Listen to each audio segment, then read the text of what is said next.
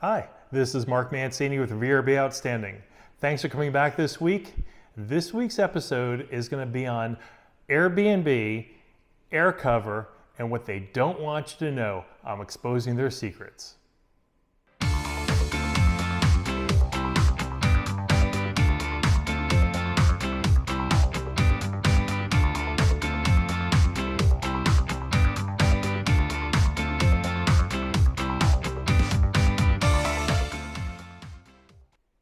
This week, we're going to talk about Airbnb's Aircover. Now, some of you may be wondering, why am I using air quotes? Well, their air coverage isn't protecting you as it should. And some of you who are established hosts know it doesn't. One thing I'll let you know, if you watch this entire episode, at the very end, I will show you a secret that Airbnb does not want you to know. Because Airbnb's model is of a middleman, much like eBay. They have no skin in the game. They don't own properties.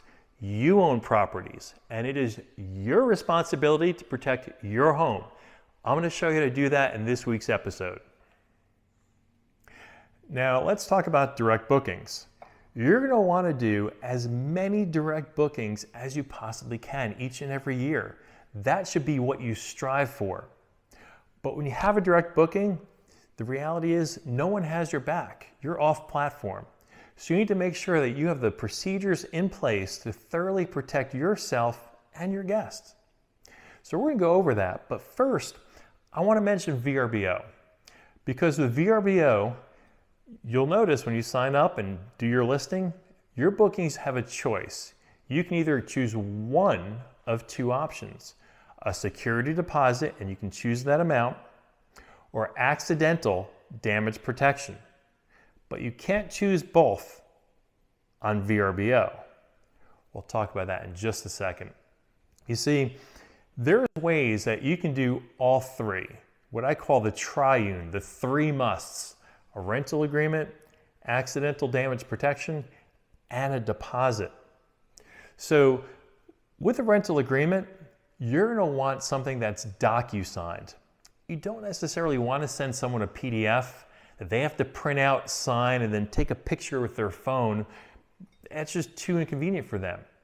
But a link to Docusign where they sign it online and there's an IP address that it's logged to is worth its weight in gold. In fact, it'll hold up in court a lot better than what VRBO has. You see, with VRBO, you upload your PDF, and as the guest checks out, they click I agree or next and go through the checkout process. Now, while that is accepting terms, some older judges, and I can speak to you by experience, will look at this as not really accepting the terms. They're going to want a signed document, and Docusign is the next closest thing you can do because it's pretty much binding, okay? So a Docusigned rental agreement is important. I want to remind you of the infamous slogan you probably heard millions of times: good fences make good neighbors. And it's there for a reason. Your rental agreement needs to be packed with all your information. It must have your property address. It must have any waivers that you may have them sign if you're supplying bicycles or kayaks or paddleboards, etc. Your pool, whatever it is, have your waivers in there. Your check-in and check-out times.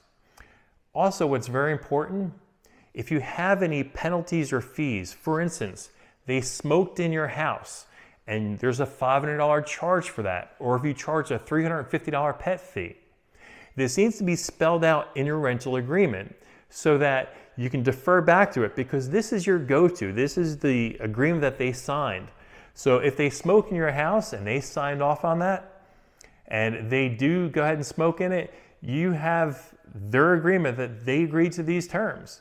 So you want to make sure you spell out all of those charges. Maybe, for instance, you charge $100 or $150 if they don't clean up all the poop in the yard.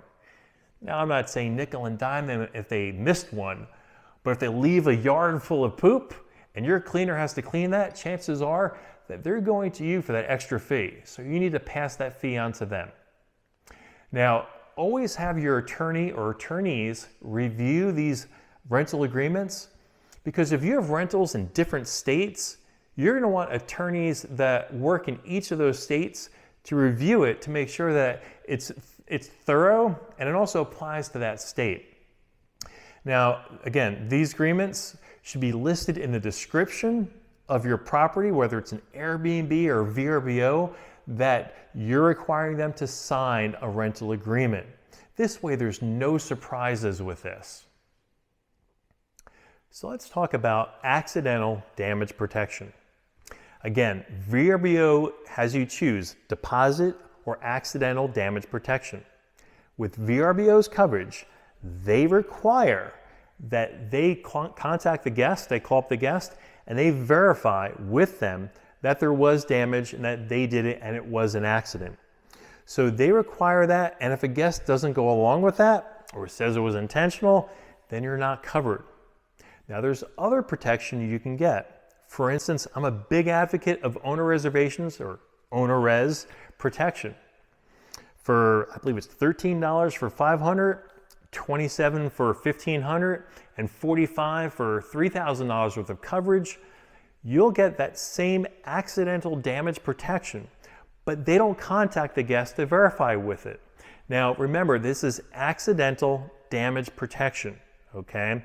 So in the past, what I've had in my rental is intentional damage, where a guest used their fist and they punched into the brand new stainless steel refrigerator door and left dents. So that is not an accident. It's not going to be covered, okay? That's where your deposits come into place in your signed RA. Now, the other thing too, I want to make sure I'm very clear about is while owner reservations has accidental damage protection, they also offer an additional coverage for $10 more per booking. And that extra $10 is bed bug protection, okay?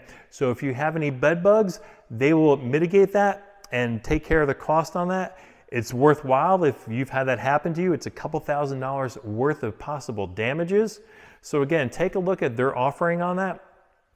And the accidental damage protection is always added to every single one of my bookings. Now I use owner reservations. You may want to use VRBO, but if you do that, then you have to get your deposits elsewhere. Now we talked about getting deposits in the rental agreement.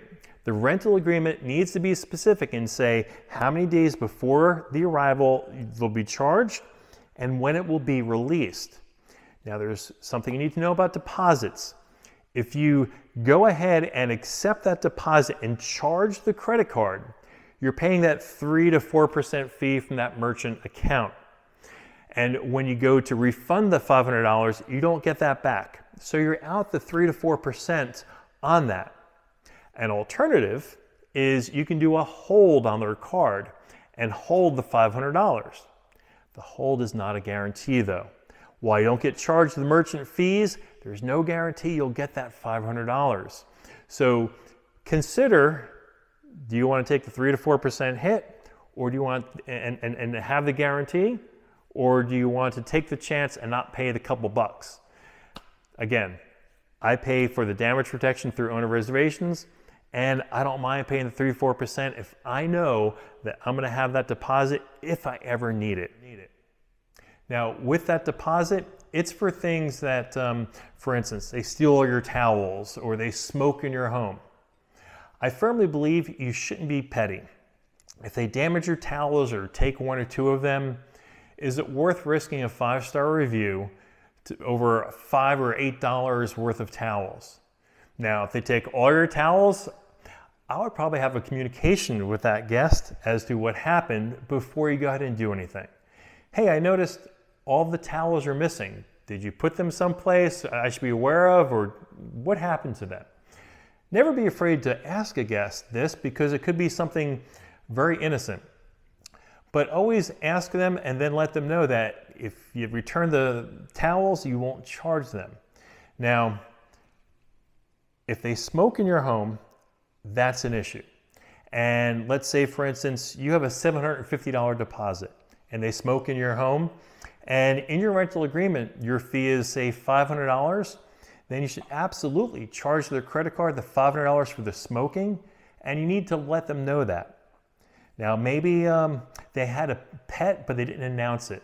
And you told them, hey, I saw you had a pet come in. We are pet friendly, but there's a pet fee for that. Do you want me to just take it out of your deposit? Now you've already got it. You're good to go. Again, don't be trivial. Don't be petty to little charges here and there. But again, the deposit is for something that smoking, excessive cleaning, and I don't mean they leave dishes in the sink. I mean, there's just stuff everywhere and it looks horrendous. And I've seen your videos in Facebook groups. We know what they look like. So try to use it accordingly, because you don't want to damage that 5-star review. So we talked about the 3 things: signed rental agreement, accidental damage protection, and deposits. Now you're with Airbnb. Airbnb says you cannot take a deposit. Well, if you look through their terms and agreements, you'll find out that if you're API integrated with Airbnb, and every single person here watching my video should be API integrated with Airbnb, is allowed to take a deposit. Now let's talk about this a bit. How do you get API integrated with Airbnb? Well, you need a property management system like OwnerRez that will integrate. Now, what is API integration? I'm not going to nerd you out. API integration basically is a way for different systems to communicate with each other in a seamless way. And what happens is this: when you API integrate with Airbnb, first of all, when the booking happens, they still go ahead and charge on the Airbnb merchant account. You don't incur the merchant fees or anything else like that. Airbnb still takes care of the property taxes, etc. But what happens is the calendar sync comes directly into your PMS system. So in real time, when they book, your PMS is updated. For instance, OwnerRez will take that booking, and now it instantly goes to VRBO and onto your calendar and your direct booking site and blocks out those dates, so you avoid any double bookings. It also passes the information over to the PMS system, your CRM, so to speak. Now, your CRM is your contact relationship manager. That's your software that allows you to market to your guests. And it'll pass over some of the information, but not all of it. It does not pass over the guest's email address, okay? But it will pass over their cell phone. So real easy, you can text or call the guest and get their email address. Now, there are some things OwnerRez does that will allow you to get the signed RA and do so in a way through their email, but go through the Airbnb platform. So with the integration, with the API integration, you can have that signed RA go out through the Airbnb communication platform if you wish, but when they go to click on it, it'll require their email address and populate your system. I'm more so inclined to go ahead and ask the guest for their email address, let them know we'll be communicating with them that way. I prefer that. All of my triggers and templates are in owner reservations. They're all automated. They're all sent via email. The only time I bring them back to platform communication is if there's ever an issue with a guest and I want it documented, okay? So again, OwnerRez will go ahead and send out the signed RA. Because we're API integrated, owner reservations, upon your setup, will go ahead and collect the deposit before X number of days, wherever you have it set up, before their arrival, and it'll automatically release it after their departure, X number of days that you specify. Airbnb does not want you to know that. They want to let you know that Aircover has you protected. You can't get deposits. That is not true. I have the link down below that you can refer to that specifically says you can collect deposits only if you're API integrated. That's the secret. Now, again, I'm a big advocate of a PMS system. My favorite is OwnerRez. I'm going to tell you another little secret. I only share this with a couple people. I've been with OwnerRez for several years. But you know how I got started with OwnerRez? Several years ago, I had an issue with a guest who damaged some items on our property. I was very unhappy with the protection that VRBO had, that the guest had to acknowledge it, and it was only accidental protection. And I could only choose between deposit or accidental damage protection. So I signed up, this was before Facebook groups. I went onto a bulletin board site and they mentioned owner reservations has protection. So I signed up for owner res. And I signed up for it strictly to get the protection that VRBO didn't afford me. Now, I started with that, but I didn't start adding all the other things till a couple years afterwards when I started seeing all it can do for me. I started peeling back the layers of the onion, so to speak, and realizing, wow, this is an amazing platform. But I did it strictly for protection, okay? I say this to you because many of you are not protecting your homes. You need to have all three, the triune of signed rental agreements, deposits, and accidental damage protection. So what I do with my VRBO bookings, I let VRBO take the deposit. I have the owner reservations damage protection and the owner reservations signed RA, in addition to having my uploaded PDF of my signed or my rental agreement on the VRBO site. So when they check out through VRBO, they click I agree through the signed RA, but they're also digitally signing it. I'm getting them both ways. There is no dispute. I'm getting the deposit through VRBO, and I have my protection through owner reservation. With Airbnb, again, there's that false sense of security with Aircover. So again, I'm API integrated, and I will go ahead and collect that deposit through Airbnb. I get a signed rental agreement, and I use owner reservations protection. I do this the same with my direct bookings. This is how you protect yourself. Remember, these platforms have no skin in the game. This is your house. These are your rules. I appreciate your time with me this week. I hope you learned a lot. If you have any questions, feel free to click on the link below. Also, look below for some of the links I have for the Airbnb policy with API integration, as well as my owner reservation link. So if you can click and get started with that, they can get you going. And again, stay tuned because I've got a surprise. Labor Day, we're doing a Labor Day discount on VRB Outstanding. We have a huge discount planned. We have the code coming out. I'll probably post it below and I'll advertise it. We're gonna knock our rate down, our VRB Outstanding course.